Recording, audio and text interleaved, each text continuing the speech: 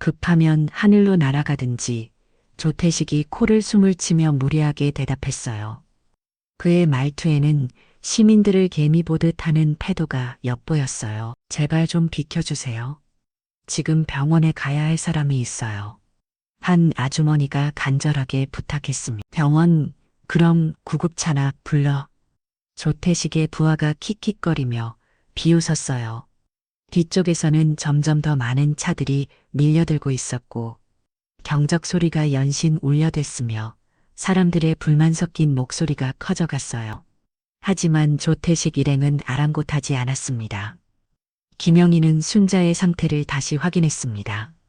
맥박은 여전히 약했고 체온이 떨어지고 있는 것 같았어요. 간호사로서의 경험으로 볼 때 더 이상 시간을 끌면 정말 위험할 수 있었습니다. 순자야, 조금만 참아. 언니가 꼭 살려줄게.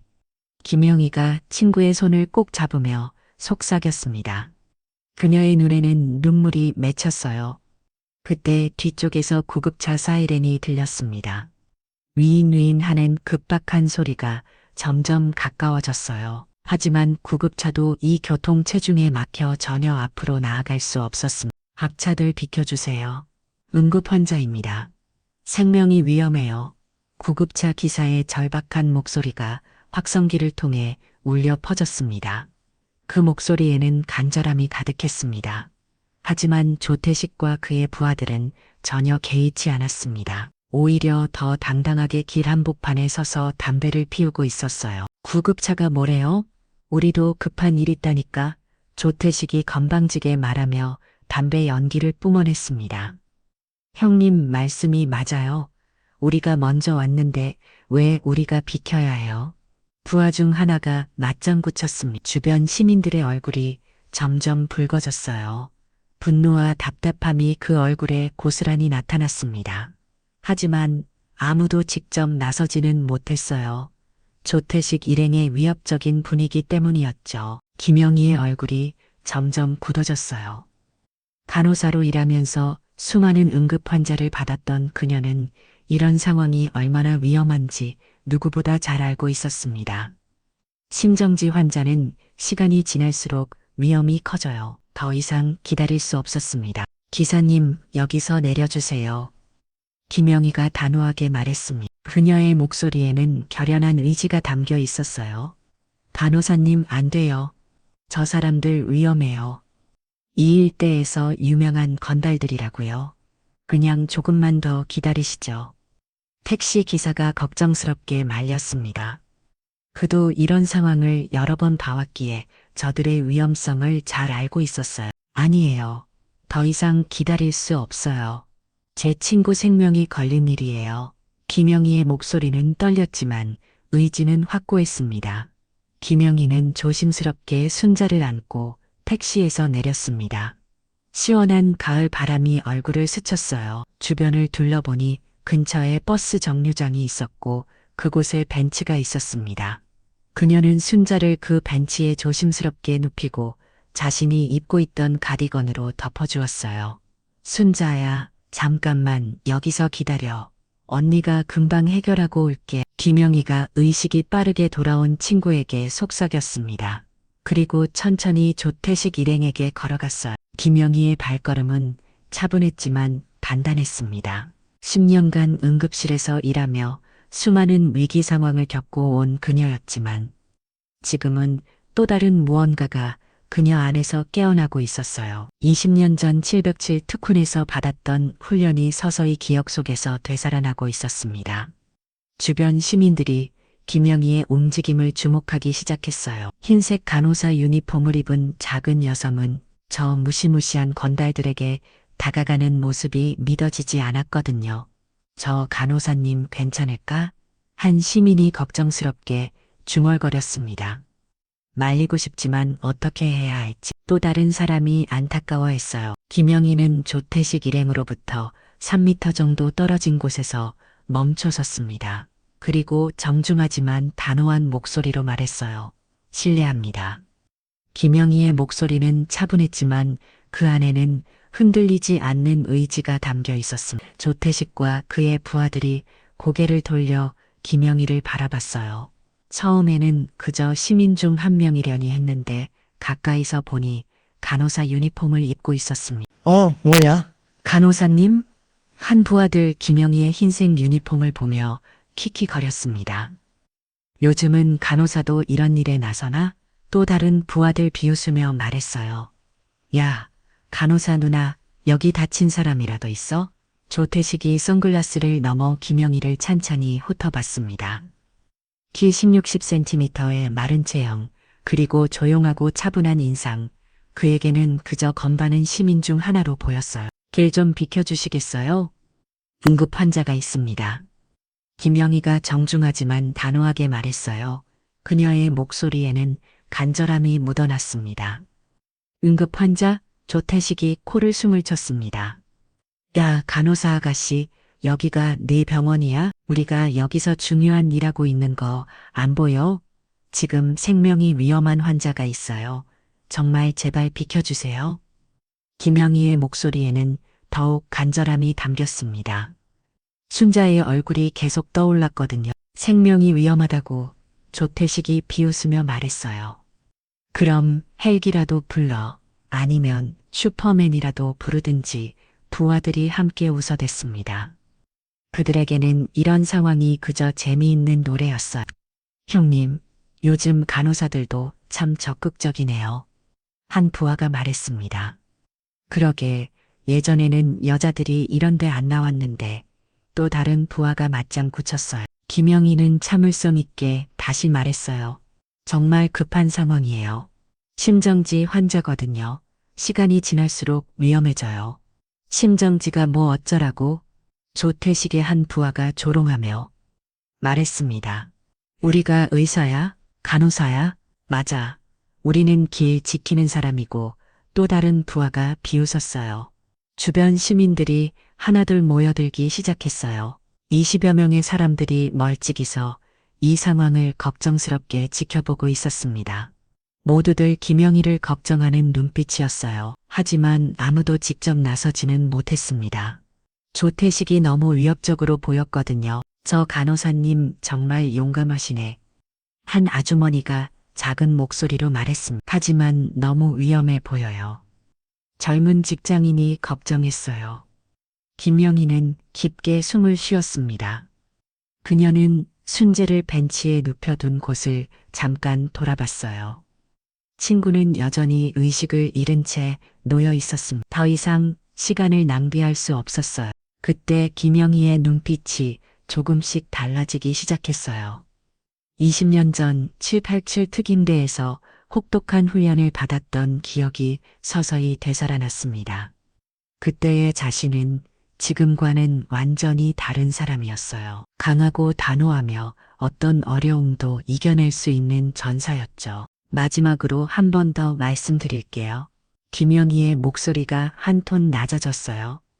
그 목소리에는 이전과는 다른 무언가가 담겨 있었습니다. 길을 비켜주세요. 조태식은 아직 상황의 변화를 감지하지 못했어요. 그는 여전히 김영희를 그저 건만한 간호사 정도로 생각하고 있었습니다. 이 여자가 진짜 끝까지 가는구나. 조태식이 짜증스럽게 말하며 김영희에게 성큼 다가왔습니다. 야, 간호사 아가씨. 여기가 네 병원이야? 우리 기분 나쁘게 하지 말고 그냥 꺼져. 김영희는 움직이지 않았습니다. 그녀의 자세는 여전히 차분해 보였지만 주변 공기가 묘하게 긴장감으로 가득 차기 시작했어요. 뭐야, 이거. 조태식이 당황한 목소리를 냈습니다. 자신의 손목이 김영희의 작은 손에 꽉 잡혀 있는 상황을 이해할 수 없었거든요. 그는 85kg의 건장한 최고였는데 고작 50kg도 안 되어 보이는 여성에게 손목을 잡힌 게 믿어지지 않았어요. 더욱 놀라운 건 그 작은 손에서 나오는 힘이었습니다. 마치 새로 만든 족쇄가 손목을 죄는 것 같았어요. 김영희의 눈빛이 완전히 달라져 있었습니다. 이전에 온화하고 차분한 간호사의 모습은 온데간데 없었어요. 그 대신 차갑고 날카로운 마치 칼날 같은 시선이 조태식을 꿰뚫어보고 있었음. 20년 전 707 특임대에서 다져진 전투 본능이 되살아나고 있었어요. 아야 손목이 부러질 것 같아. 조태식이 고통스러워하며 소리쳤습니다. 김영희의 작은 손에서 나오는 힘이 상상을 초월했거든요. 특임대에서 배운 관절 제압술이었어요. 정확한 지점을 잡아 최소한의 힘으로 최대한의 효과를 내는 기술이었습니다. 주변 시민들이 숨을 죽이며 이 상황을 지켜봤습니다. 모두들 눈을 크게 뜨고 믿을 수 없다는 표정을 짓고 있었어요. 방금까지 예의 바르게 부탁하던 간호사가 갑자기 이런 모습을 보이다니 상상도 못했거든요. 야, 형님한테 뭐 하는 거야? 덩치가 가장 큰 부하가 소리치며 김영희에게 달려들었습니다.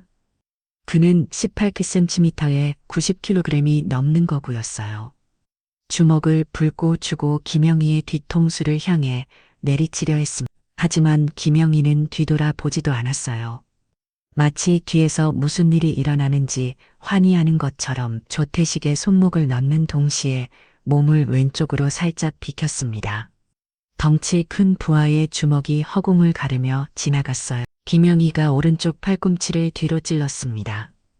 그 팔꿈치가 달려든 부하의 명치를 정확히 타격했어요. 특임대에서 배운 근접 전투 기술이었습니다.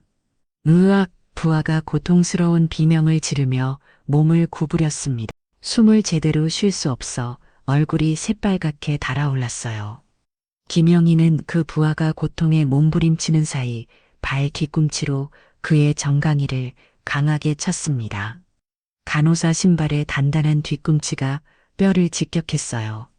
아, 다리가! 부하가 더욱 큰 비명을 지르며 바닥에 무릎을 꿇었습니다. 명치를 맞은 충격과 정강이, 통증이 동시에 몰려와 제대로 서 있을 수도 없었어요. 이 모든 일이 겨우 10초도 걸리지 않았습니다. 주변 사람들은 입을 다물지 못하고 바라봤어요. 방금까지 예의 바른 간호사였던 김영희가 순식간에 건장한 남자를 제압한 것이 믿어지지 않았거든요. 뭐야 이거?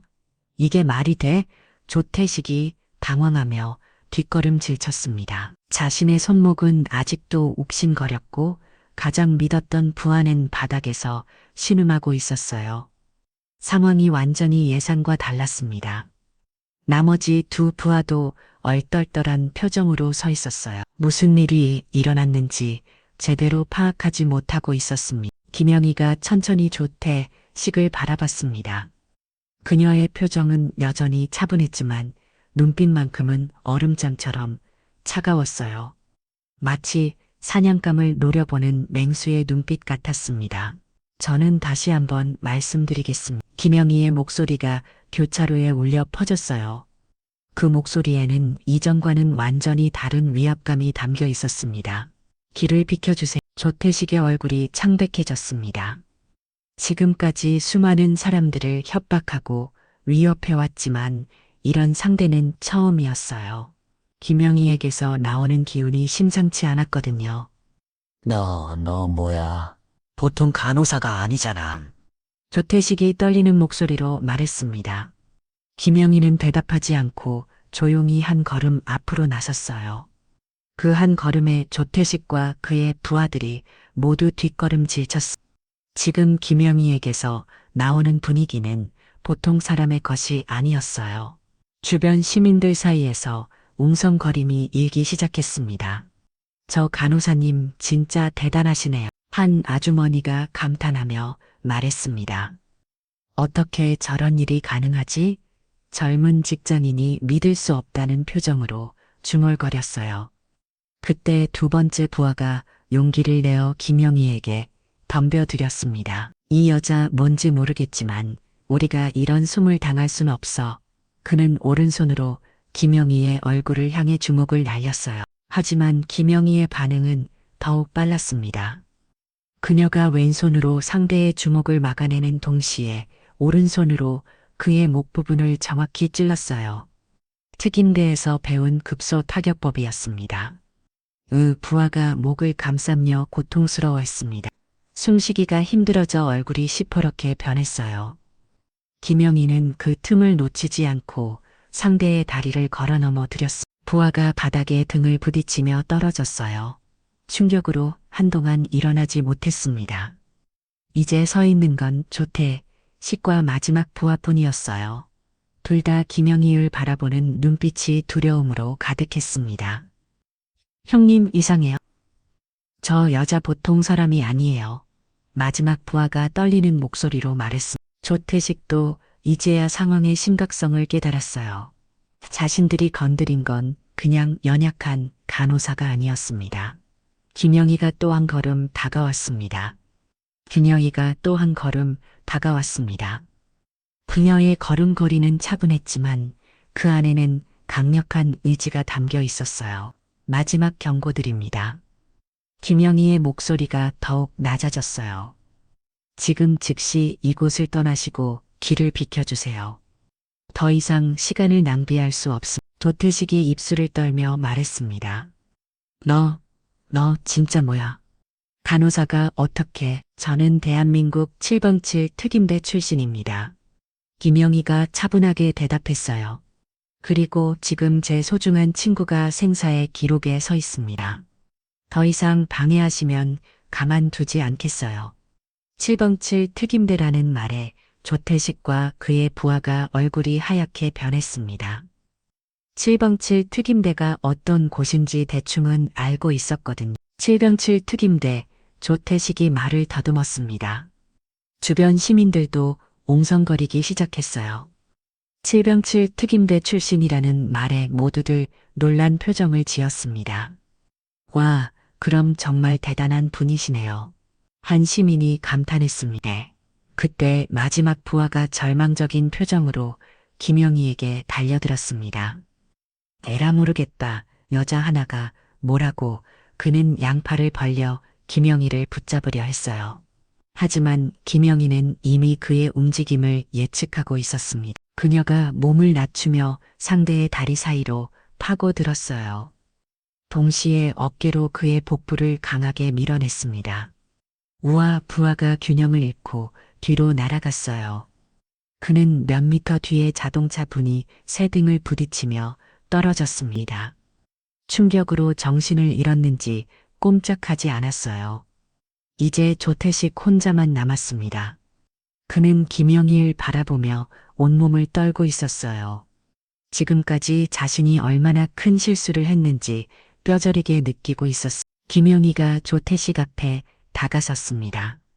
둘 사이의 거리는 이제 1미터도 되지 않았어요. 김영희의 차가운 시선이 조태식을 관통했습니다. 선택하세요. 김영희가 조용히 말했어요.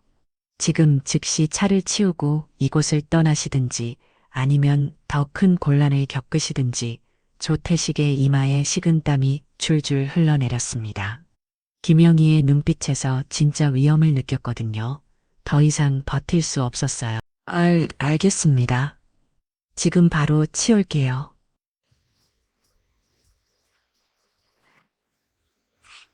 조태식이 떨리는 목소리로 대답했습니다. 그는 급히 자신의 부하들을 깨웠어요. 야, 빨리 일어나. 차 옮겨. 바닥에 쓰러져 있던 부하들이 하나 둘 비틀거리며 일어났습니다. 모두 둘 김영희를 무서워하는 눈빛으로 바라봤어요. 조태식 일행이 황급히 자동차들을 옮기기 시작했습니다. 몇 분 전까지 당당하게 길을 막고 서 있던 그들의 모습은 온데간데 없었어요. 빨리 얼른 치우라고 조태식이 부하들을 재촉했어요. 김영희의 시선이 계속 자신들을 노려보고 있는 것 같아 견딜 수 없었거든요. 드디어 교차로가 뚫렸습니다. 막혀있던 차들이 하나 둘 움직이기 시작했어요. 운전자들이 김영희에게 고마움의 표시로 경적을 짧게 울리며 지나갔습니다. 주변 시민들이 김영희에게 박수를 보내기 시작했어요. 박수 소리가 점점 커져서 교차로 전체에 울려 퍼졌습니다. 간호사님 정말 멋있어요. 한 젊은 여성이 외쳤습니다. 대단하세요. 저런 용기가 어디서 나와요? 중년 남성이 감탄했어요. 우리나라에 이런 분이 계시다니 든든해요. 할머니가 눈물을 훔치며 말씀하셨습니다. 하지만 김영희는 박수나 칭찬에 신경 쓸 겨를이 없었어요. 그녀는 급히 순자가 누워있는 벤치로 달려갔습니다. 순자야, 이제 괜찮아. 곧 병원에 도착해. 김영희가 친구를 다시 안으며 말했습니다. 순자의 맥박을 다시 확인해 보니 다행히 여전히 뛰고 있었어요. 하지만 체온이 더 떨어진 것 같았습니다. 그때 구급차가 사이렌을 울리며 다가왔어요. 이제 길이 뚫렸으니 구급차도 자유롭게 이동할 수 있었습니다. 여기요, 구급차. 김영희가 손을 들어 신호를 보냈습니다. 구급차가 그들 앞에 멈춰서 꼭 응급구조사들이 급히 내려왔어요. 환자 상태가 어떻게 되세요? 응급구조사가 물어봤습니다. 심정지 환자입니다. 현장에서 심폐소생술 시행 후 맥박은 돌아왔지만 의식은 없는 상태예요. 김영희가 전문적으로 설명했습니다. 간호사로서의 경험이 빛을 발하는 순간이었어요. 알겠습니다. 즉시 이송하겠어요. 응급구조사들이 순자를 들고 새 조심스럽게 옮겼습니다. 김영희도 구급차에 함께 탔어요. 구급차가 사이렌을 울리며 병원을 향해 달려갔습니다. 구급차 안에서 김영희는 순자의 손을 꼭 잡고 있었어요. 순자야, 힘내. 거의 다 왔어. 조금만 버텨. 응급구조사가 김영희를 보며 말했습니다. 아까 그 상황 정말 대단했어요. 어떻게 그런 일이 가능하세요? 예전에 특임돼 있었어요. 김영희가 짧게 대답했습니다. 지금은 그런 얘기보다 순자의 상태가 더 중요했거든요. 아, 그래서 그렇게 멋있게 해결하셨구나. 응급구조사가 감탄했어요. 구급차는 병원을 향해 빠르게 달려가고 있었습니다. 15분 후 구급차가 시립병원에 도착했습니다. 응급실 의료진들이 미리 준비하고 있다가 순자를 받았어요. 환자 상태는 어떤가요? 응급실 의사가 물어봤습니다. 심정지 후 약 50분 경과했습니다. 현장에서 즉시 심폐소생술을 시행했고 맥박은 돌아왔어요. 하지만 의식은 아직 돌아오지 않은 상태. 김영희가 상세히 설명했습니다. 의료진들이 순자를 응급처치실로 옮겼어요. 김영희는 복도에서 기다리며 창 너머로 친구의 치료 과정을 지켜봤습니다. 의료진들이 순자에게 각종 검사를 시행했어요. 심전도 혈위 검사, CT 촬영 등 필요한 모든 검사를 빠르게 진행했습니다. 김영희는 간호사로서 그 과정을 이해할 수 있었지만 동시에 친구를 걱정하는 마음에 초조했어요. 1시간 후 의사가 나왔어요. 김영희가 급히 다가갔습니다. 의사 선생님, 제 친구 상태는 어떤가요? 다행히 생명에는 지장이 없을 것 같습니다. 현장에서 즉시 응급처치를 받은 게 주요했어요. 조금만 늦었다면 정말 위험했을 뻔했습니다. 의사가 안도의 표정으로 말했어요. 김영희의 눈에서 안도의 눈물이 흘러내렸어요. 정말 다행이네요. 언제쯤 의식을 찾을까요? 몇 시간 안에 깨어날 것 같습니다. 걱정하지 마세요. 의사가 위로해 주었어요. 그날 저녁 뉴스에서 이 사건이 대대적으로 보도됐습니다. 오늘 오후 서울 강남의 한 교차로에서 조직폭력배들이 도로를 불법 점유하여 시민들의 통행을 방해하는 사건이 발생했습니다. 뉴스 앵커의 목소리가 차분하게 이때 응급 환자를 병원에 데려가던 한 간호사가 혼자 힘으로 이들을 제압하여 큰 화제가 되고 있습니다. 화면에는 당시 상황을 촬영한 시민들의 영상이 나왔어요. 김영희가 조태식 일행을 차례로 제압하는 모습이 선명하게 담겨 있었습니다. 이 간호사는 과거 대한민국 7방칠 특임대 출신으로 알려졌으며 의식을 잃은 친구의 생명을 구하기 위해 용감하게 나섰다고 합니다. 뉴스는 계속됐어요. 시민들의 인터뷰도 방송됐습니다. 정말 영화 같았어요. 작은 최고의 간호사님이 그 큰 건달들을 혼자서 다 제압하시다니 덕분에 교통이 정상화됐고 응급 환자도 무사히 병원에 갈 수 있었어요. 우리나라에 이런 분이 계시다니 정말 자랑스러워요. 친구를 위한 우정도 감동적이고 특임대 출신이라니 정말 대단해요. 인터넷에서도 이 영상이 폭발적인 반응을 일으켰습니다. 댓글들이 수만 개씩 달렸어요. 이게 진짜 간호사의 모습이다. 특임대 출신 간호사님, 정말 멋있어요. 친구를 위한 우정이 이런 용기를 만들어내는군요. 여성도 이렇게 강할 수 있구나. 저런 분이 우리나라를 지켜주셨구나. 하지만 김영희는 이런 관심에 별로 신경 쓰지 않았어요. 그녀에게는 순자가 무사한 것이 가장 중요했거든요. 다음 날 아침 순자가 드디어 의식을 찾았습니다. 김영희가 병실에서 밤새 지키고 있다가 친구가 눈을 뜨는 것을 봤어요. 영희야, 순자가 약한 목소리로 불렀습니다. 순자야, 정신 차렸구나. 김영희가 눈물을 흘리며 친구의 손을 잡았어요. 나 어떻게 된 거야? 여기가 어디야? 순자가 주변을 둘러보며 혼란스러워했습니다. 병원이야. 넌 심정지로 쓰러졌었어. 김영희가 설명해 주었어요. 정말? 그럼 나 죽을 뻔했던 거야? 순자가 놀라며 물어봤습니다. 네. 하지만 이제 괜찮아. 의사 선생님이 완전히 회복될 거라고 하셨어. 김영희가 안심시켜 주었어요. 순자가 김영희의 손을 꼭 잡았습니다.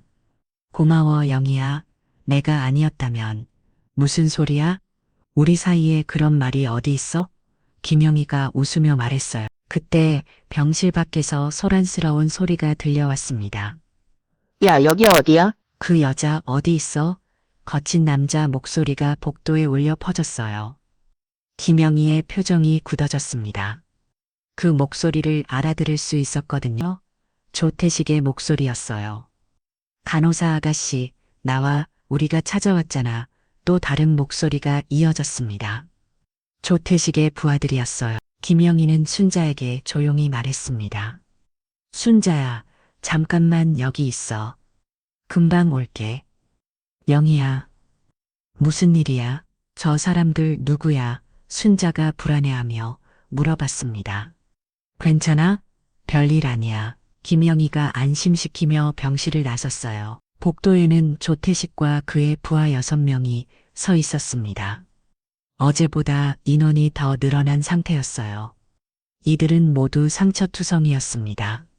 얼굴에 멍이 들어있고 팔이나 다리에는 붕대를 감고 있었어요. 어제 김영희에게 당한 상처들이었습니다. 야, 간호사 아가씨, 드디어 찾았네. 조태식이 비웃으며 말했습니다. 그의 손목에는 아직도 어제 김영희에게 잡힌 자국이 남아 있었어요. 어제 우리한테 한 짓, 그냥 넘어갈 줄 알았어. 한 부하가 위협적으로 말했습니다. 병원 복도에 있던 환자들과 보호자들이 무서워하며 뒤로 물러섰어요. 간병인들도 당황하며 어쩔 줄 몰라 했습니다. 김영희는 차분하게 그들을 바라봤습니다. 여기는 병원입니다.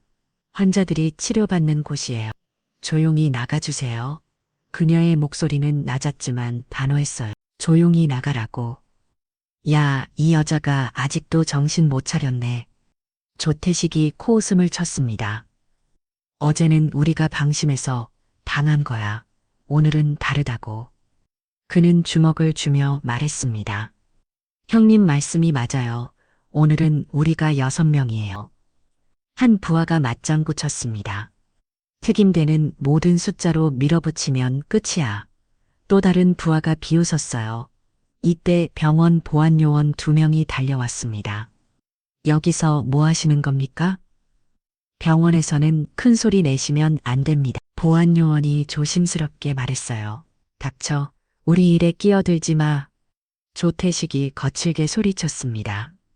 보안요원들은 조태식이 일으킨 위협적인 분위기에 압도되어 뒤로 물러섰어요. 일반 보안요원으로서는 이런 상황을 감당하기 어려웠습니다. 마지막으로 말씀드립니다.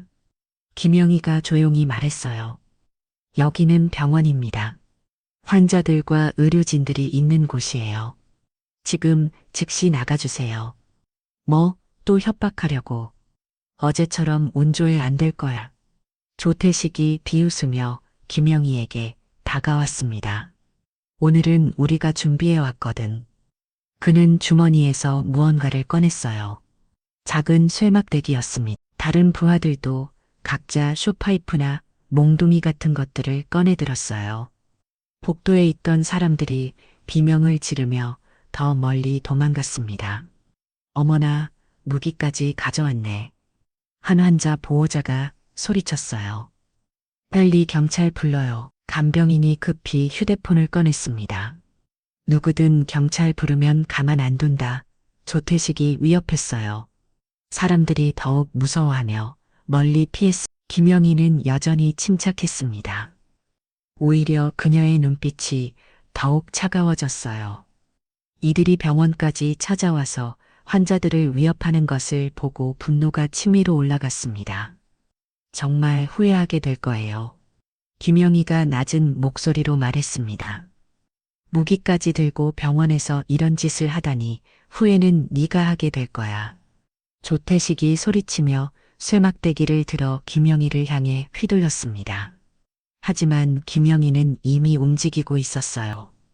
그녀가 몸을 숙여 조태식의 공격을 피하는 동시에 그의 손목을 잡았습니다. 순간적으로 손목을 비틀자 조태식이 고통의 쇠막대기를 놓쳤어요. 아, 조태식이 비명을 지르며 쇠막대기가 바닥에 떨어졌습니다. 김영희가 그 쇠막대기를 발로 멀리 차버렸어요. 모두 함께 덤벼 한 부하가 소리쳤습니다. 6명이 동시에 김영희를 향해 달려들었어요. 하지만 좁은 병원 복도에서는 오히려 숫자가 분리되었습니다. 서로 부딪히며 제대로 공격할 수 없었거든요. 김영희는 이점을 정확히 파악하고 있었어요. 특임대에서 배운 지형 활용 전술이었습니다. 첫 번째 부하가 몽둥이를 들고 달려들었습니다. 김영희가 옆으로 피하며 그의 팔을 잡고 던졌어요. 부하가 복도벽에 부딪히며 쓰러졌습니다. 의약. 그는 등을 벽에 부딪혀 한동안 일어나지 못했어요. 두 번째 부하가 쉘파이프를 휘둘렀지만 김영희가 몸을 낮춰 피했습니다. 동시에 상대의 다리를 발로 차서 넘어뜨렸어요. 와, 부하가 바닥에 떨어지며 쉘파이프를 놓쳤습니다. 이 여자 정말 괴물이야. 한 부하가 소리쳤습니다. 하지만 이미 늦었어요. 김영희는 계속해서 그들을 하나씩 제압해 나갔습니다. 세 번째 부하를 어깨로 밀어서 넘어뜨리고 네 번째 부하는 팔을 비틀어서 무력화시켰어요. 다섯 번째 부하가 뒤에서 김영희를 붙잡으려 했지만 김영희가 팔꿈치로 그의 명치를 찔렀습니다. 부하가 고통에 몸을 구부렸어요. 마지막 부하는 이미 겁에 질려 있었습니다. 형님, 우리 그냥 가요. 이 여자 정말 이상해요. 그는 떨리는 목소리로 말했습니다. 하지만 조태식은 아직 포기하지 않았어요. 안 돼, 이렇게 도망갈 순 없어. 그는 바닥에 떨어진 쇠키파이브를 주워들었습니다. 조태식이 쇠키파이브를 양손으로 잡고 김영희를 향해 달려들었어요. 죽어버려. 그의 얼굴은 분노로 일그러졌습니다. 하지만 김영희는 침착했어요. 그녀가 조태식의 공격을 피하면서 동시에 그의 무릎을 발로 찼습니다. 아, 조태식이 무릎을 잡고 바닥에 쓰러졌어요. 김영희가 쇠키파이브를 빼앗아서 멀리 던져버렸습니다. 이제 끝났습니다. 김영희가 차갑게 말했어요. 조태식과 그의 부하들은 모두 바닥에 쓰러져 있었습니다. 복도에는 이들의 신음소리만 들렸어요. 김영희는 숨 하나 거칠지 않고 서 있었습니다. 마치 아무 일도 없었다는 듯이 차분했어요. 그때 경찰들이 병원에 도착했습니다. 보안 요원이 신고한 덕분이었어요. 신고받고 왔습니다. 경찰관 4명이 복도로 달려왔어요. 그들은 바닥에 쓰러진 조태식 일행과 차분하게 서 있는 김영희를 번갈아 봤습니다. 무슨 일입니까? 경찰관이 물어봤어요. 이분들이 병원에서 소란을 피우며 위협을 가했습니다. 무기도 가지고 있었어요. 김영희가 차분하게 설명했습니다. 경찰관들이 바닥에 흩어진 쇠막대기와 몽둥이들을 확인했어요. 무기 소지의 병원 내 소란행위, 협박죄가 적용되겠네요. 경찰관이 말했습니다. 그런데 이분들이 어떻게 이렇게 된 건가요? 정당방위였습니다. 이분들이 먼저 무기를 들고 공격했어요. 김영희가 대답했어요. 복도에 있던 환자들과 보호자들이 증인으로 나섰습니다. 네, 맞아요. 저 사람들이 먼저 위협했어요. 간호사님이 우리를 보호해 주신 거예요. 무기까지 들고 와서 정말 무서웠어요. 경찰관들이 조태식 이리아를 체포하기 시작했어요. 무기 소지, 협박, 병원 내 소란행으로 현행범 체포합니다.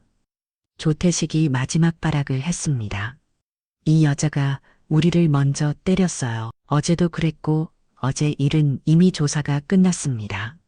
그 아들이 도로를 불법 점거하고 시민들을 위협한 게 확인됐어요.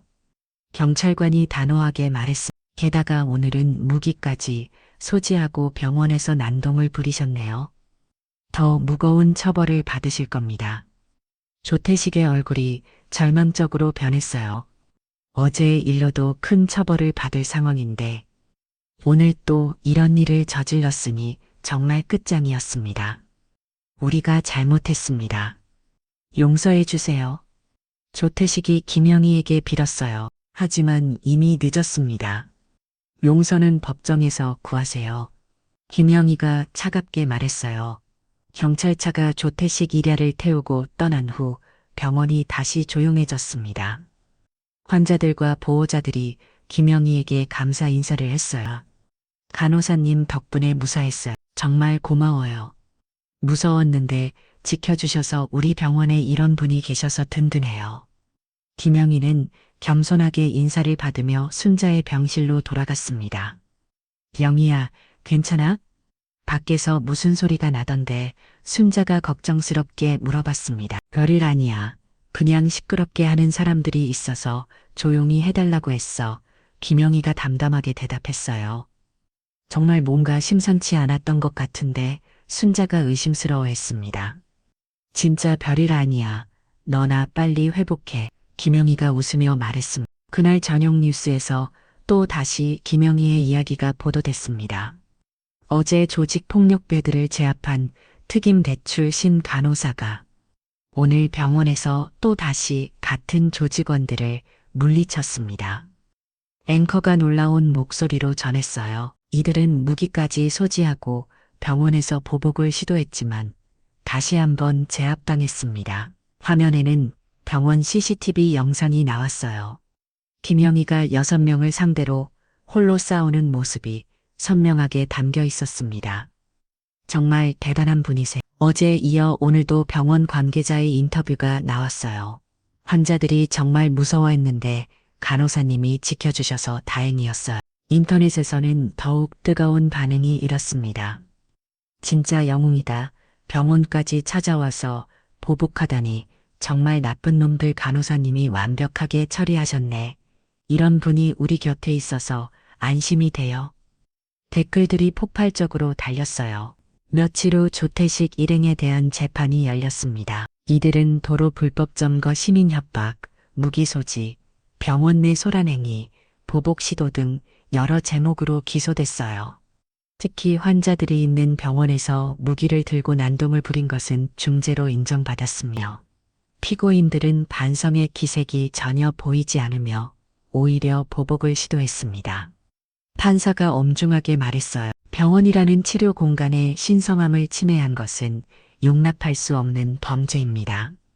조태식은 3년의 실형을, 부하들은 각각 1년에서 2년의 실형을 선고받았어요. 김영희는 다시 평범한 일상으로 돌아갔습니다. 순자도 완전히 회복되어 태어날 수 있었어요. 영희야 정말 고마워. 내가 아니었으면 어떻게 됐을지 순자가 태어나면서 눈물을 흘렸습니다. 우리 사이에 그런 말 하지 마. 당연한 일이야. 김영희가 웃으며 대답했어요. 하지만 정말 무서웠을 텐데 나 때문에 위험한 일까지 당하고 위험한 일이 아니라 보람된 일이었어. 내가 무사해서 정말 다행이야. 김영희가 진심으로 말했습니다. 병원에서도 김영희를 더욱 소중히 여기게 됐어요. 간호사님 덕분에 우리 병원의 안전이 지켜졌어요.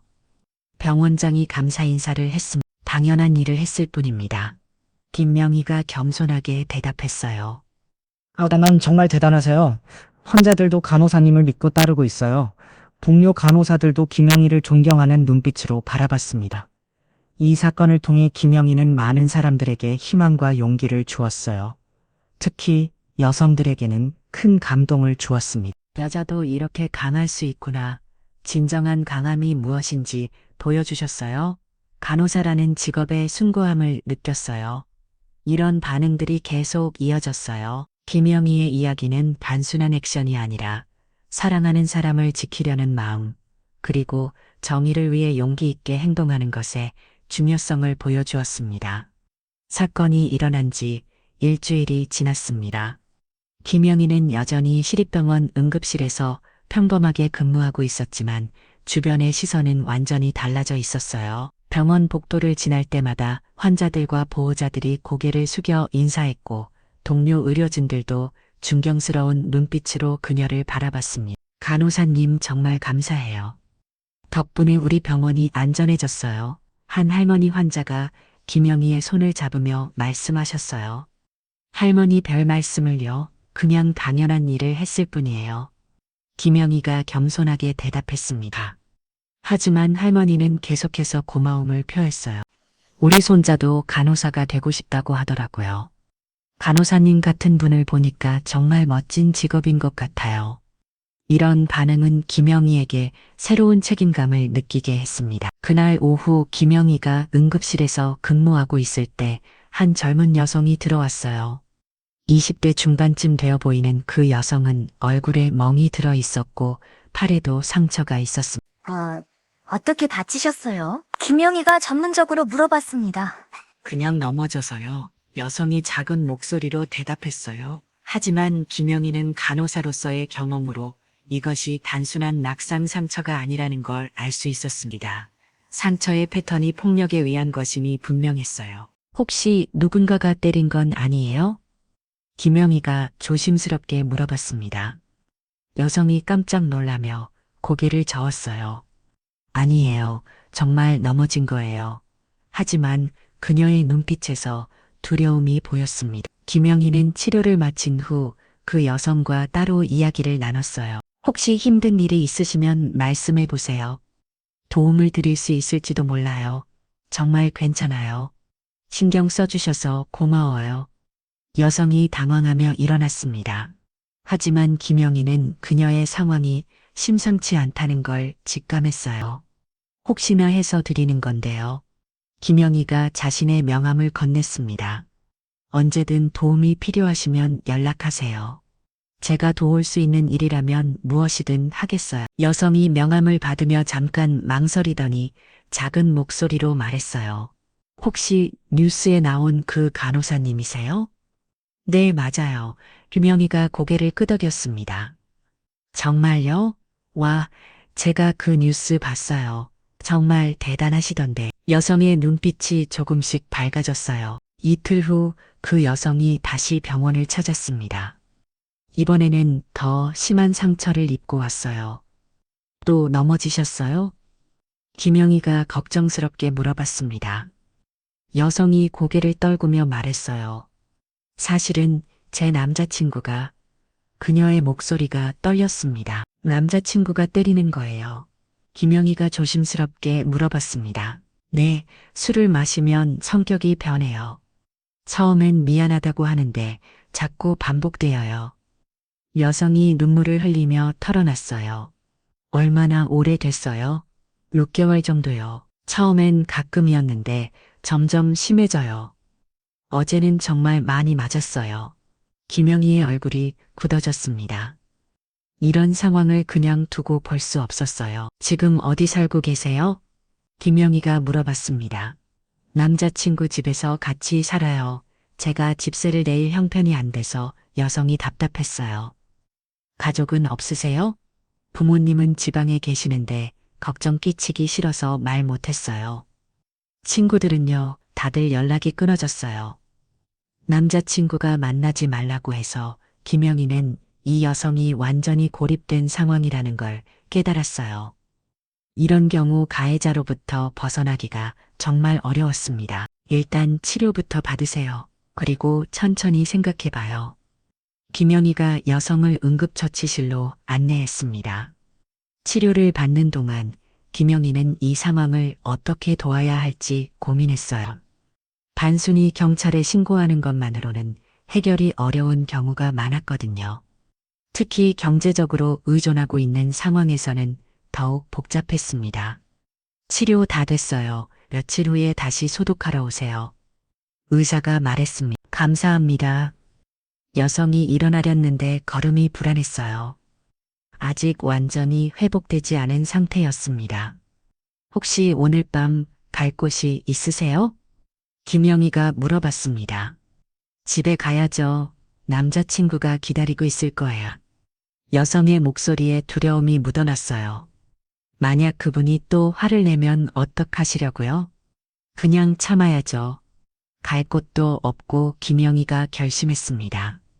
이 상황을 그냥 두고 볼 수 없었어요. 잠깐만요. 제가 아는 곳이 있어요. 김영희가 휴대폰을 꺼내 어디론가 전화를 걸었습니다. 여보세요. 여성 쉼터죠? 급한 상황인데 상담 가능할까요? 30분 후 여성 쉼터 상담사가 병원에 도착했습니다. 비안지오 김소영 상담사입니다. 40대 중반쯤 되어 보이는 따뜻한 인상의 여성이었어요. 이분이 도움이 필요한 분이세요? 네, 데이트 폭력 피해자세요. 김영희가 설명했습니다. 소영 상담사가 그 여성에게 다가가 부드럽게 말했어요. 힘드셨죠? 우선 안전한 곳에서 쉬면서 천천히 생각해 보세요. 하지만 제가 갈 곳이 걱정하지 마세요.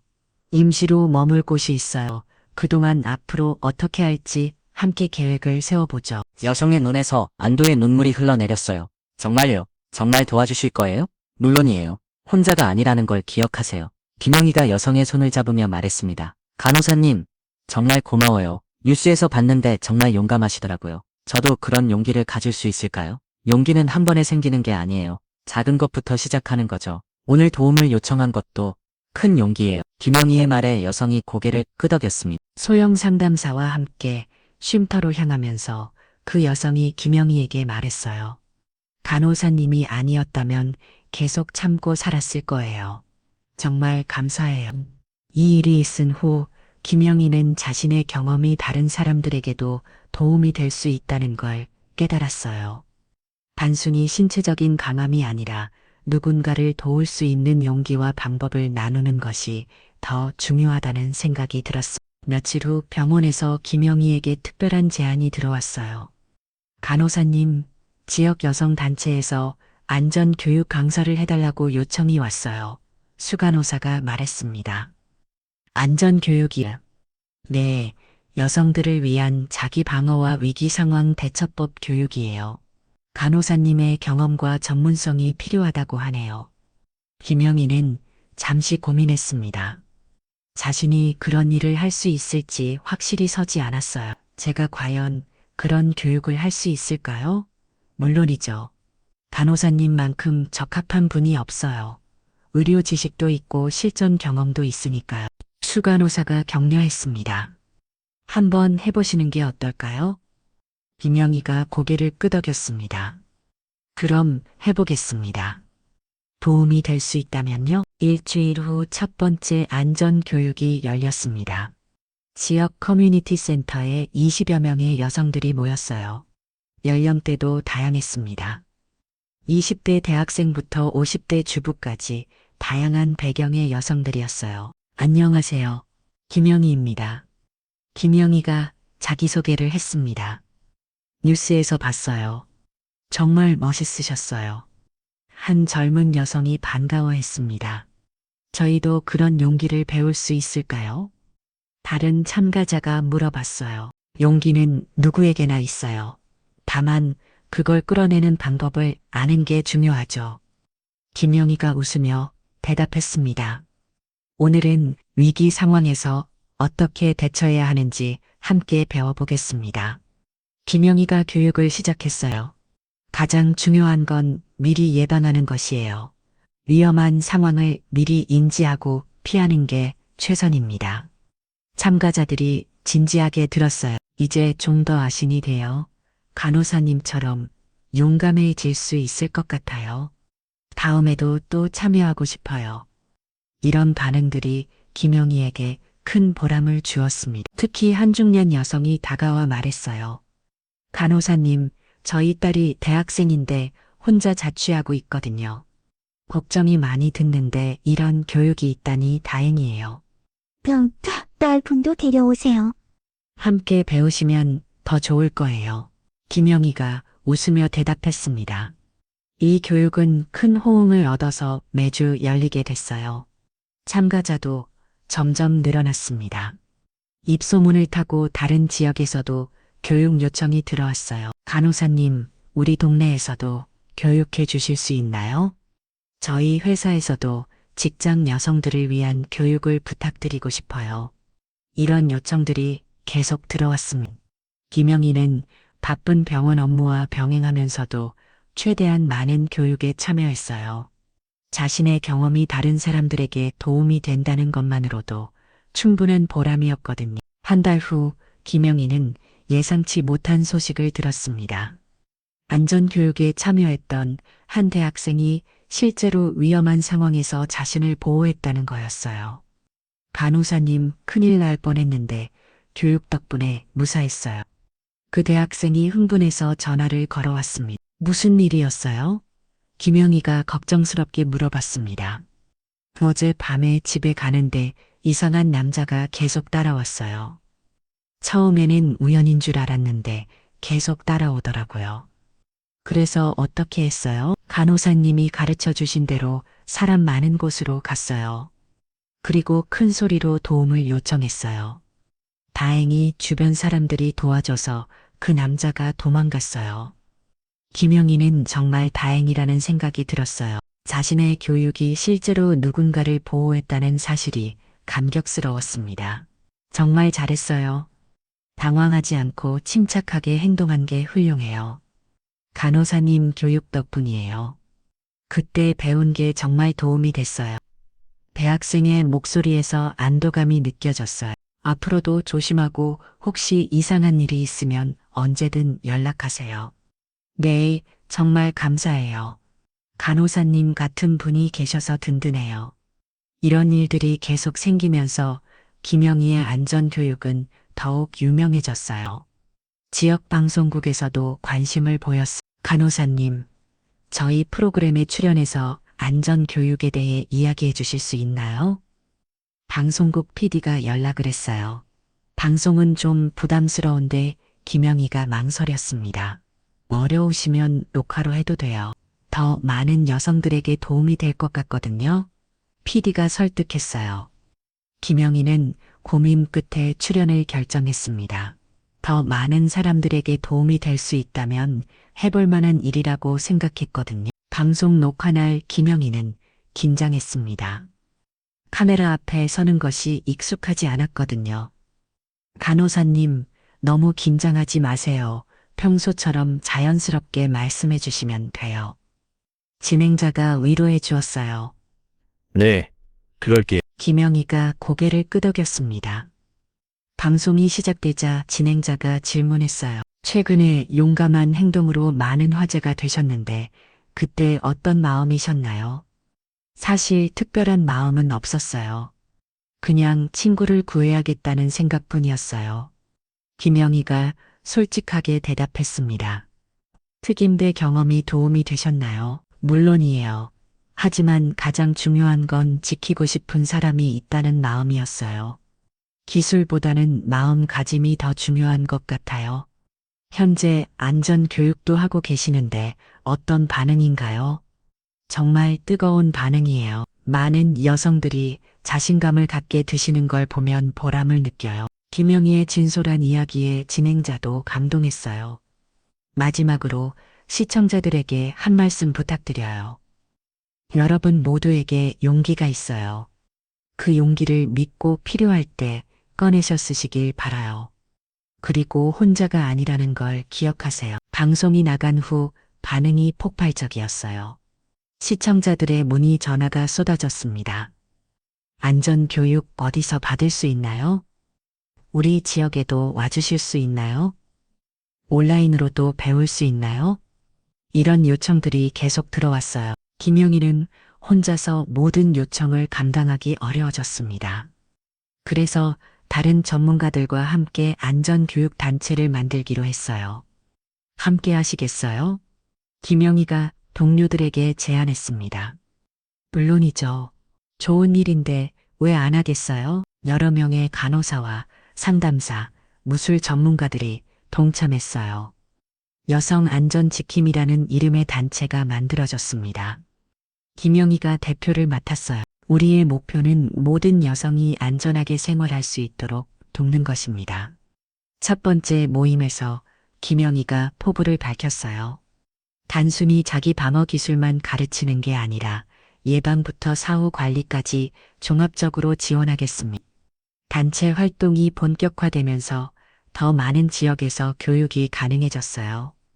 온라인 교육도 시작했습니다. 집에서도 배울 수 있게 영상을 만들었어요. 정말 좋은 아이디어네. 단체 활동 중에 김영희는 여러 가지 사례들을 접했어요. 데이트 폭력, 스토킹, 성희롱 등 다양한 위험 상황에 처한 여성들이 도움을 요청했습니다. 간호사님, 직장 상사가 계속 괴롭혀요. 남자친구가 헤어지자고 하니까 협박해요. 모르는 사람이 집 앞에서 기다리고 있어요. 이런 상담들이 매일 들어왔어요. 김영희와 동료들은 각각의 상황에 맞는 솔루션을 제공했습니다. 법적 조치가 필요한 경우에는 변호사를 연결해주고 심리적 지원이 필요한 경우에는 상담을 제공했어요. 특히 기억에 남는 사례가 있었습니다. 한 직장 여성이 상사의 성희롱으로 고통받고 있다고 상담을 요청했어요. 매일 불쾌한 말을 하고 몸을 만져요. 하지만 직장을 잃을까봐 참고 있어요. 그 여성이 울먹이며 말했어. 그런 일을 참을 이유가 없어요. 함께 해결 방법을 찾아봐요. 김영희가 위로했습니다. 며칠간의 상담과 증거 수집 과정을 거쳐서 결국 그 상사는 징계를 받게 됐어요. 간호사님 덕분에 새로운 삶을 살 수 있게 됐어요. 그 여성이 감사 인사를 했습니다. 이런 성공 사례들이 알려지면서 단체의 신뢰도가 높아졌어요. 정부에서도 관심을 보이기 시작했습니다. 여성가족부에서 연락이 왔어요. 정책 자문을 요청하시네요. 사무국장이 김영희에게 말했어요. 정말요? 우리 활동이 그렇게 인정받고 있는 건가요? 내 현장 경험이 풍부하고 실질적인 도움을 주고 있다고 평가받고 있어요. 김영희는 뿌듯함을 느꼈습니다. 작은 시장이 이렇게 큰 영향을 미칠 수 있다는 게 신기했어요. 정부 자문회의에 참석한 김영희는 여러 정책 제안을 했습니다. 안전교육을 의무화하는 것도 좋지만 더 중요한 건 위험 상황에 처한 여성들이 쉽게 도움을 요청할 수 있는 시스템을 만드는 거예요.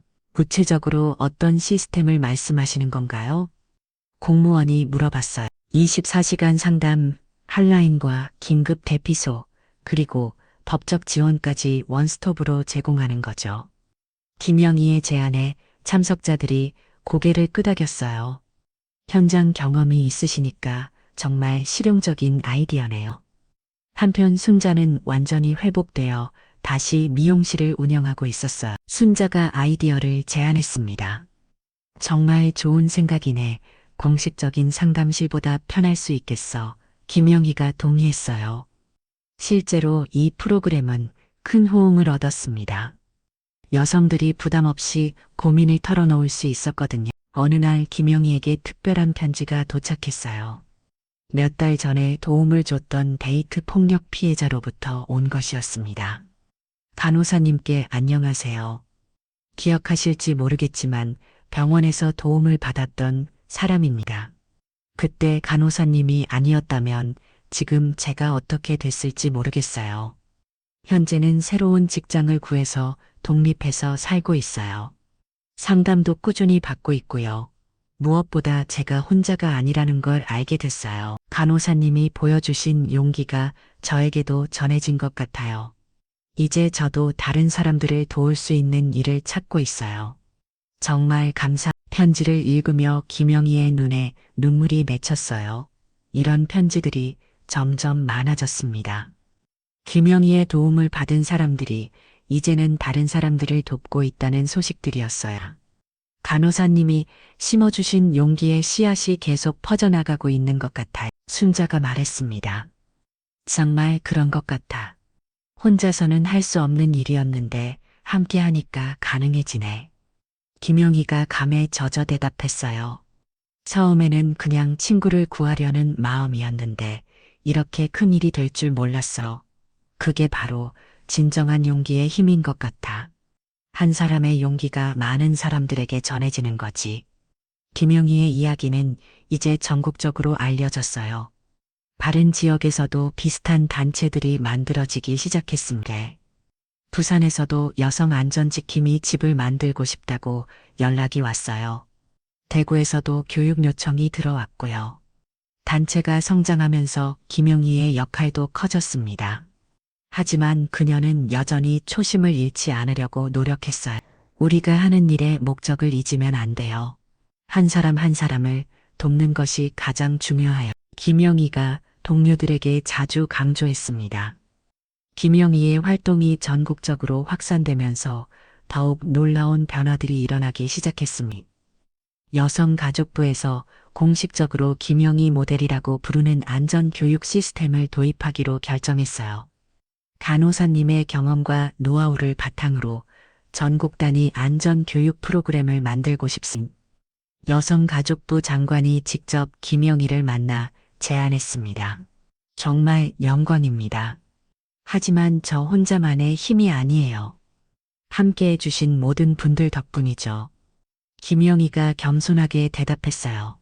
그래서 더욱 의미가 있는 것 같습니다. 개인의 영웅담이 아니라 공동체의 연대가 만든 결과니까요. 장관이 감탄하며 말했습니다. 이 소식이 알려지자 언론에서도 큰 관심을 보였어요. 주요 일간지에서 김영희의 특집 기사를 다뤘습니다. 한 간호사의 용기가 사회를 바꾸다 라는 제목의 기사가 실렸어요. 김영희 씨의 이야기는 단순한 무용담이 아니다. 한 사람의 용기가 어떻게 사회 전체에 긍정적인 변화를 가져올 수 있는지를 보여주는 살아있는 교육이다. 기사는 이렇게 평가했습니다. 하지만 김영희는 여전히 언론의 관심보다는 현장에서 도움이 필요한 사람들에게 더 집중했어요. 기사는 고맙지만 정작 중요한 건 우리가 하는 일이 실제로 누군가에게 도움이 되는 거잖아. 김영희가 동료들에게 말했습니다. 그런 김영희의 진정성은 더 많은 사람들에게 감동을 주었어요. 각계각층의 사람들이 도움을 주겠다고 나섰습니다. 한 대기업 회장이 단체에 거액을 기부했어요. 간호사님의 활동을 보면서 진짜 의미 있는 일이 무엇인지 깨달았습니다. 그는 기부금 전달식에서 말했습니다. 이 돈으로 더 많은 여성들이 안전하게 살 수 있도록 도와주세요. 김영희는 깊이 인사하며 감사 인사를 했어요. 소중한 마음 정말 감사합니다. 꼭 필요한 곳에 잘 사용하겠습니다. 이런 후원이 이어지면서 단체의 활동 규모가 더욱 커졌어요. 전국의 지부가 설립되기 시작했습니다. 부산, 대구, 광주, 대전 등 주요 도심마다 여성 안전지킴이 지부가 만들어졌어요. 각 지부에서는 지역 특성에 맞는 프로그램을 개발했습니다. 부산은 항구 도시라서 외국인 관련 상황도 많이 발생해요. 부산 지부장이 보고했습니다. 대구는 대학이 많아서 젊은 여성들 대상 프로그램이 인기가 많아요. 대구 지부에서도 소식을 전해왔어요.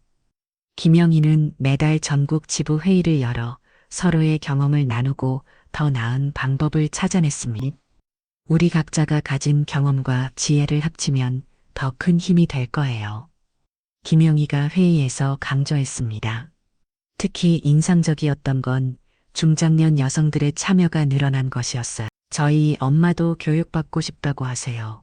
한 참가자가 말했습니다. 중년 여성들도 위험 상황에 노출될 수 있거든요. 혼자 사는 분들이 많아지면서 더욱 김영희는 이런 요구에 맞춰 중장년 여성 전용 프로그램을 만들었어요. 나이는 숫자에 불과해요. 언제든 새로운 걸 배울 수 있어요.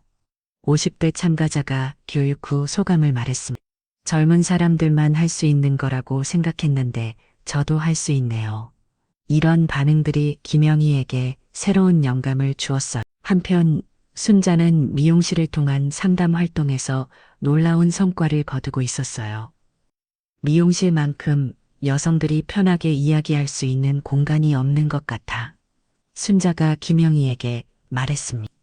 어떤 분은 3년간 가정폭력을 당했다고 털어놓더라고요. 그동안 누구에게도 말하지 못했던 거래.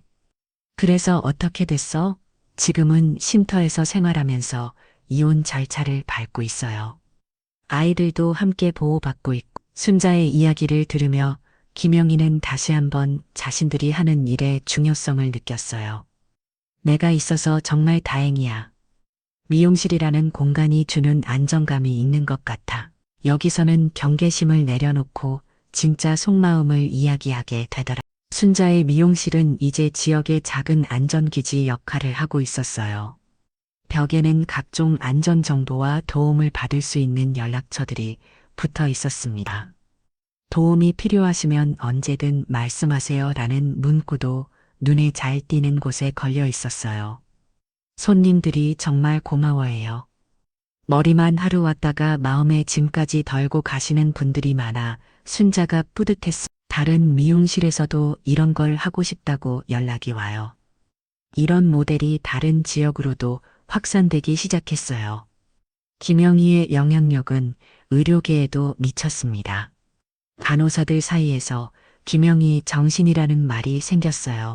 환자를 돌보는 것뿐만 아니라 사회적 약자를 보호하는 것도 의료진의 역할이라는 의식이 퍼진 거였습니다. 간호사님 덕분에 우리 직업에 대한 자부심이 더 커졌어요.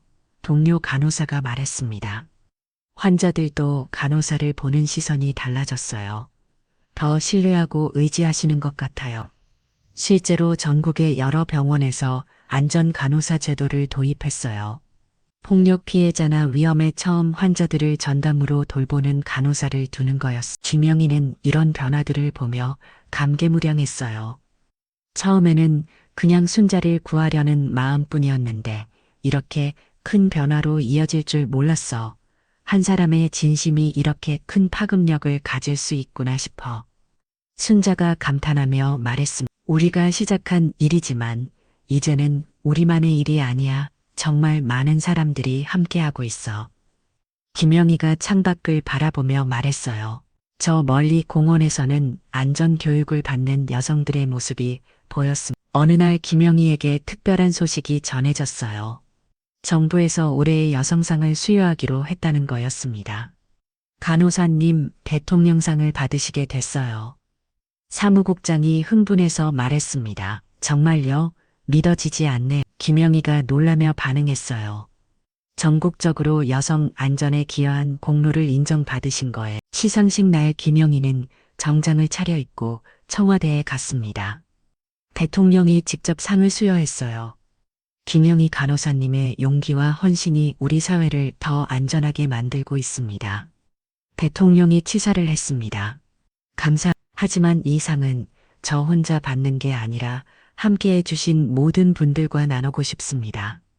김영희가 수상소감을 말했어요. 시상식 영상이 방송되자 전국에서 축하 메시지가 쏟아졌어요. 정말 자랑스러워요. 우리나라에 이런 분이 계셔서 든든해요. 간호사님 덕분에 용기를 얻었어요. 이런 댓글들이 수없이 달렸습니다. 하지만 김영희는 여전히 겸손했어요.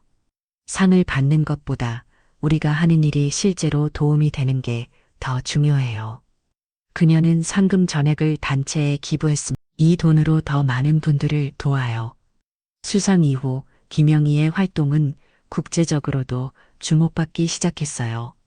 UN 여성기구에서 연락이 왔습니다. 한국의 여성 안전 모델을 다른 나라에도 소개하고 싶습니다. UN 관계자가 제안했어요. 정말 영광이지만 아직 우리나라에서도 할 일이 많아요. 김영희가 신중하게 대답했습니다. 하지만 우리의 경험이 다른 나라 여성들에게도 도움이 될 수 있다면 기꺼이 나누겠습니다. 이렇게 해서 김영희는 국제 컨퍼런스에서 한국의 여성 안전 모델을 발표하게 됐어요.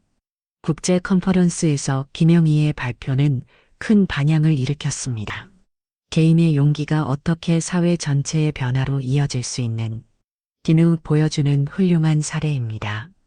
외국 전문가들이 찬사를 보냈어요. 특히 의료진과 지역사회가 연계된 모델이 인상적입니다. 우리나라에서도 도입해 보고 싶어요. 여러 나라에서 관심을 표했습니다. 김영희는 자신의 경험을 진솔하게 나누며 질문에 답했어요. 가장 중요한 건 진심이에요. 진짜로 누군가를 도우려는 마음이 있다면 방법은 찾을 수 있어요. 국제적인 인정을 받으면서도 김영희는 초심을 잃지 않았어요. 여전히 주말마다 안전 교육을 나갔고 상담 전화도 직접 받았습니다. 간호사님 너무 바쁘신데 괜찮으세요? 동료들이 걱정했어요. 이게 제가 해야 할 일이에요. 현장을 떠나면 진짜 필요한 게 뭔지 잊어버릴 수 있어요. 김영희가 웃으며 대답했습니다. 실제로 그녀는 매주 직접 교육 현장에 나가서 참가자들과 소통했어요. 간호사님이 직접 오셔서 가르쳐 주시니까 더 믿음이 가요. 참가자들이 고마워했습니다. 한편 조태식과 그의 일당들은 감옥에서 복역 중이었어요. 시간이 지나면서 그들도 변화했습니다. 특히 조태식은 감옥에서 반성문을 썼어요. 제가 얼마나 잘못된 길을 걸어왔는지 깨달았습니다. 특히 김영희 간호사님께 정말 죄송합니다. 그의 반성문은 언론에도 공개됐어요. 간호사님의 용기를 보면서 진짜 강함이 무엇인지 알게 됐습니다. 출소 후에는 제가 저지른 잘못을 바로잡는 일에 힘쓰겠습니다. 김영희는 이 소식을 듣고 복잡한 마음이었어요. 사람은 누구나 변할 수 있다고 생각해요. 진심으로 반성한다면 새로운 기회를 주는 것도 필요하죠. 시간이 흘러 단체 창립 2주년이 됐습니다. 기념식에는 정말 많은 사람들이 참석했어요. 도움을 받았던 여성들, 자원봉사자들, 후원자들, 정부 관계자들까지 다양한 사람들이 모였습니다. 이 모든 분들이 있어서 오늘의 우리가 있을 수 있었어요. 김영희가 감사 인사를 했습니다. 특히 처음부터 함께 해준 순자에게 가장 고마워요. 순자가 무대에 올라와 인사했어요. 사실 처음에는 제가 도움을 받는 입장이었는데 이제는 함께 도움을 주는 사람이 됐어요. 정말 뜻깊은 일이에요. 기념식에서는 지난 2년간의 성과가 발표됐어요. 전국 기계 지부에서 2만 명이 넘는 여성들이 안전교육을 받았고 3천 건이 넘는 상담을 진행했습니다. 그중 800명이 넘는 여성들이 위험한 상황에서 벗어날 수 있었어요. 숫자로만 보면 대단해 보이지만 실제로는 한 명 한 명이 모두 소중한 사람들이에요. 김영희가 강조했습니다. 앞으로도 한 사람이라도 더 도울 수 있도록 노력하겠습니다. 그 자리에서 놀라운 발표가 있었어요. 정부에서 김영희 법이라고 불리는 여성 안전 종합 대책을 발표한 거였습니다. 김영희 간호사님의 모델을 바탕으로 전국적인 여성 안전 네트워크를 구축하겠습니다. 여성가족부 장관이 발표했어요. 의료기관, 교육기관, 지역사회가 연계된 통합 시스템을 만들어서 모든 여성이 안전하게 살 수 있는 환경을 조성하겠습니다. 이 소식에 참석자들이 큰 박수를 보냈어요. 김영희는 감격해서 눈물을 흘렸습니다. 정말 꿈 같은 일이에요. 이제 진짜로 모든 여성이 안전한 사회를 만들 수 있을 것 같아요. 이후 김영희의 이야기는 교과서에도 실렸어요. 도덕 시간에 배우는 현대의 영웅 단원에 포함된 거였습니다. 한 사람의 용기가 사회를 바꾼 사례로 소개됐어요. 전국의 학생들이 김영희의 이야기를 배우게 된 거였습니다. 와, 정말 멋있어요. 저도 이런 사람이 되고 싶어요. 아이들의 반응이 뜨거웠어요. 김영희는 가끔 학교에 초청받아서 직접 강연을 하기도 했습니다. 여러분도 모두 용기를 가지고 있어요. 그 용기를 올바른 일에 사용하세요. 한편 순자의 미용실은 이제 지역의 명소가 됐어요. 관광객들도 구경 오고 다른 지역 미용사들이 벤치마킹하러 올 정도였습니다. 처음에는 그냥 미용실이었는데 이제는 지역 사회의 안전기지가 됐네. 순자가 감회에 젖어 말했습니다. 내가 있어서 정말 다행이야. 미용실이라는 공간이 주는 특별함이 있어. 김영희가 고마워했어요. 우리 둘이 만나서 이런 일을 할 수 있게 된 것도 운명인 것 같아. 맞아. 20년 우정이 이런 결실을 맺을 줄 누가 알았겠어. 시간이 더 흘러 김영희는 나이를 넘겼지만 여전히 활발하게 활동하고 있었어요. 이제는 후배들을 키우는 일에도 힘을 쏟고 있었습니다. 제가 영원히 할 수는 없으니까 다음 세대가 이어받을 수 있도록 준비해야 해요. 젊은 간호사들과 사회복지사들이 김영희 밑에서 교육을 받고 있었어요. 간호사님처럼 되려면 어떻게 해야 해요? 후배들이 물어봤습니다. 특별한 비법은 없어요. 그냥 진심으로 누군가를 도우려는 마음만 있으면 돼. 김영희가 웃으며 대답했습니다. 어느 가을날 김영희와 순자는 처음 사건이 일어났던 그 교차로를 다시 찾았어요. 여기서 모든 게 시작됐네. 순자가 감회에 젖어 말했습니다. 그때 생각하면 정말 아돼. 내가 없었다면 하지만 결과적으로는 좋은 일들이 많이 생겼잖아. 김영희가 밝게 말했습니다. 그때 위기가 지금의 기회가 된 거지. 교차로에는 이제 작은 기념판이 설치되어 있었어요. 용기의 시작점이라고 적혀 있었습니다. 지나가던 시민들이 그 앞에서 사진을 찍기도 했어요. 우리가 한 일이 이렇게 많은 사람들에게 영향을 줄 줄 몰랐어. 순자가 기념판을 바라보며 말했습니다. 정말 그래. 하지만 아직 할 일이 더 많아. 세상에는 아직도 도움이 필요한 사람들이 많거든. 김영희가 다짐하며 말했어요. 그럼 우리 계속 힘내자. 건강할 때까지 계속 도와주자. 그래, 우리가 받은 사랑을 다시 나누는 거지. 두 사람은 손을 잡고 미소를 지었습니다. 가을 햇살이 따스하게 그들을 비추고 있었어요. 김영희의 이야기는 이제 전설이 됐습니다. 하지만 그녀는 여전히 현장에서 묵묵히 자신의 일을 하고 있어요. 저는 그냥 평범한 간호사예요. 다만 필요할 때 용기를 낼 줄 아는 사람이죠. 그녀가 자주 하는 말입니다. 모든 사람에게는 누군가를 도울 수 있는 힘이 있어요. 그 힘을 믿고 사용하시길 바라요. 김영희의 메시지는 계속해서 많은 사람들에게 전해지고 있습니다. 그리고 그 메시지를 받은 사람들이 또 다른 사람들을 돕는 선순환이 계속되고 있어요. 오늘도 김영희는 병원에서 환자들을 돌보고 있습니다. 그리고 주말에는 안전교육을 나가죠. 순자는 미용실에서 손님들의 머리를 해주면서 따뜻한 위로와 조언을 건네고 있어요. 두 사람의 우정과 용기가 만들어낸 기적은 아직도 현재 진행형입니다. 작은 친절과 용기가 얼마나 큰 변화를 만들 수 있는지 보여주는 살아있는 증거인 거죠. 오늘의 이야기 어떻게 들으셨나요? 김영희와 순자의 우정, 그리고 한 사람의 용기가 만들어낸 놀라운 변화를 함께 지켜봤습니다. 이야기를 끝까지 들어주신 어르신들께 깊은 감사를 드립니다. 여러분께서 살아오신 긴 세월 동안 보여주신 묵묵한 인내와 희생, 그리고 가족과 사회를 위해 헌신해 오신 그 귀한 발걸음들이 있었기에 오늘의 우리가 있을 수 있었습니다. 김영희의 용기도 사실은 여러분 세대가 물려주신 올바른 가치관과 정의감에서 비롯된 것이 아닐까요? 어려운 시절을 묵묵히 견뎌내시며 자식들을 키우시고 이웃을 돌보시며 서로 도우며 살아오신 어르신들의 삶 자체가 바로 진정한 용기였습니다. 비록 몸은 예전 같지 않으실지라도 여러분의 지혜와 따뜻한 마음은 여전히 이 세상을 밝히는 소중한 등불입니다. 오늘도 세월의 향기와 함께 주셔서 진심으로 감사드리며 앞으로도 건강하시고 행복한 나날 보내시길 기원합니다. 다음 이야기에서 또 만나요. 고맙습니다. 뭐야, 간호사년이네. 요즘은 계집들이 이런 일까지 하나. 조태식의 비웃음 섞인 목소리가 교차로 전체에 울려 퍼졌습니다. 그의 손에는 담배가 들려 있었고 입가에는 여성을 우습게 보는 냉소적인 웃음이 걸려 있었어요. 의식을 잃은 절친을 품에 안고 있던 김영희의 얼굴이 그 순간 얼음처럼 굳어졌습니다.